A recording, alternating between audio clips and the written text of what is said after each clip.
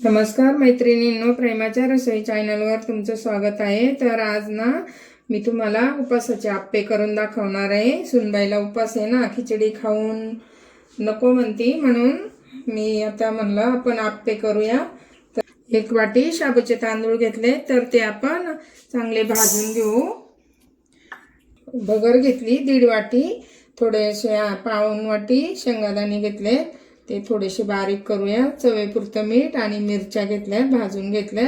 आणि आपल्याला बटाटा लागेल, मी 2 बटाटे घेतले छोटे, आणि तूप लागेल। तर आपण आता भाजून घेऊ चांगलं।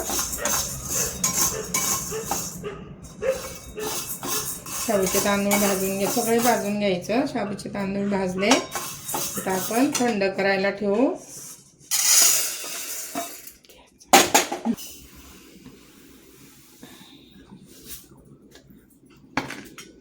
वरई घेते 1 वाटी, आणि थोडीशी वर घेतली, ती पण आपण चांगली भाजून घेऊ आणि बारीक करून घ्यायचं भाजून झाल्यावर।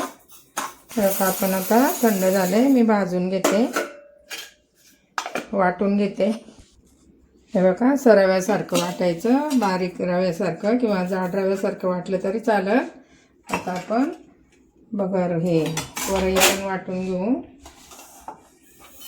हे बघा, आपली वरई पण वाटून झाली। आता आपण शेंगदाण्याचा ताबडतोबच कूट करायचा। मी त्याच्यातच मिरच्या टाकते।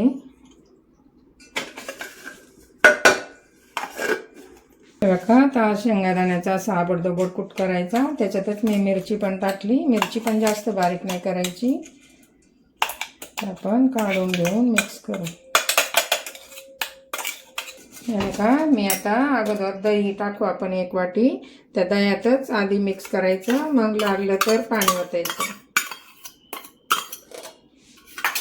हे चवीपुरतं मीठ टाकते, आणि आपण त्याच्यात ना हा बटाटा किसलेला आहे तो टाकून घेऊ।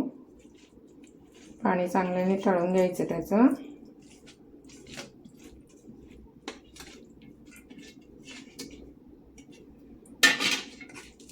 आपण आधी असंच मिक्स करू, आणि लागलं तर पाणी टाकू त्याच्यात।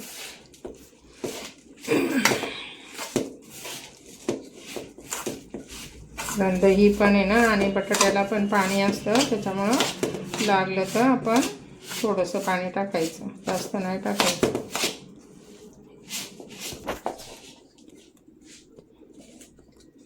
हे बघा, मी असं थोडंसं फक्त वाटी साळून घेतली, कारण नंतर भिजल्यावर त्याला थोडंसं पाणी सुटेल ना, त्याला 15 मिनिटं भिजून द्यावं लागतं।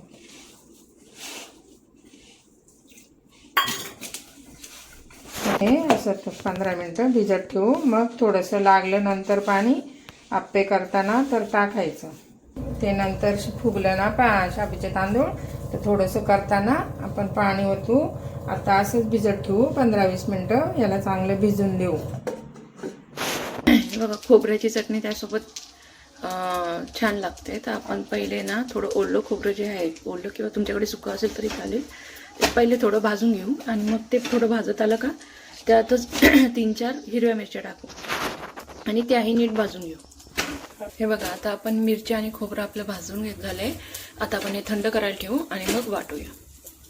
हे बघा, आपलं पीठ आता असं घट्ट झालंय, ते फुगलं ना शाबूचे तांदूळ ते, तर आपण थोडंसं पाणी टाकू, आणि परत चांगलं असं कालून घेऊ।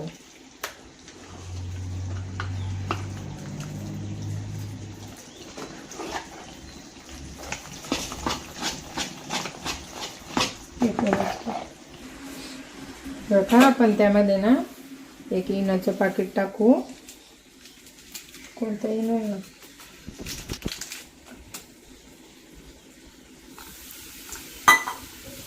चांगलं असं फेसून घेऊ, आणि मग आपण आपल्या पात्रात टाकायचं।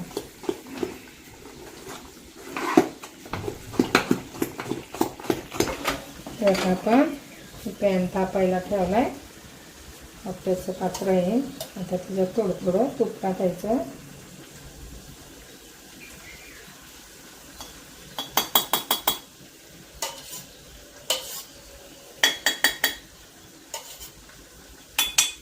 पण असं कडेने अगोदर सोडूया.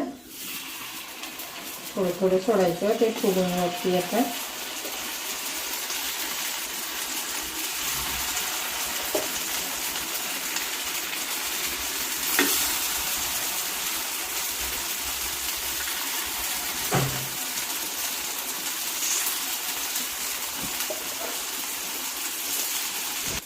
झाकण ठेवून 5 मिनिटं एका साईडनी, नंतर उलटू दुसऱ्या साईडनी परत भाजायचं 5 मिनिटं. आता ना आपण असे उलटून बघूया शिजलेत का. कसे उलटून द्यायचे, वरून असं थोडंसं तूप टाकायचं म्हणजे खालची बाजू पण चांगली भाजते.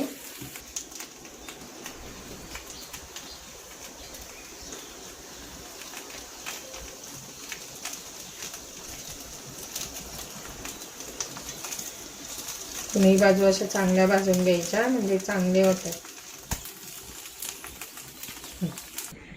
हे बघा आपले आता आप्पे आपण बघूया शिजलेत का दुसऱ्या साईडने सुद्धा. हे बघा दुसऱ्या साईडने सुद्धा चांगले असे भाजलेत. आता आपण हे काढून घेऊया.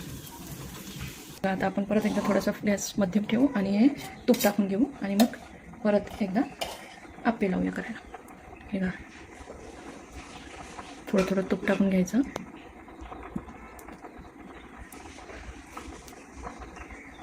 आणि मग साईडने पहिले टाकून घ्यायचे, कारण की मधले लगेच शिजतात. तर पहिले साईडने टाकून घेऊया.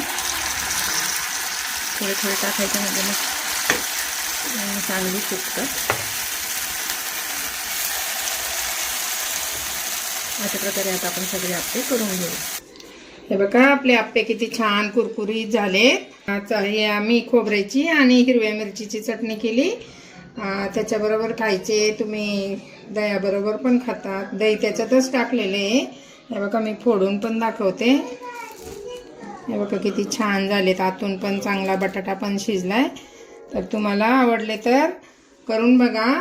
आवडले तर लाईक करा, शेअर करा, नवीन असेल तर सबस्क्राईब करा, कमेंट करा. Bye bye.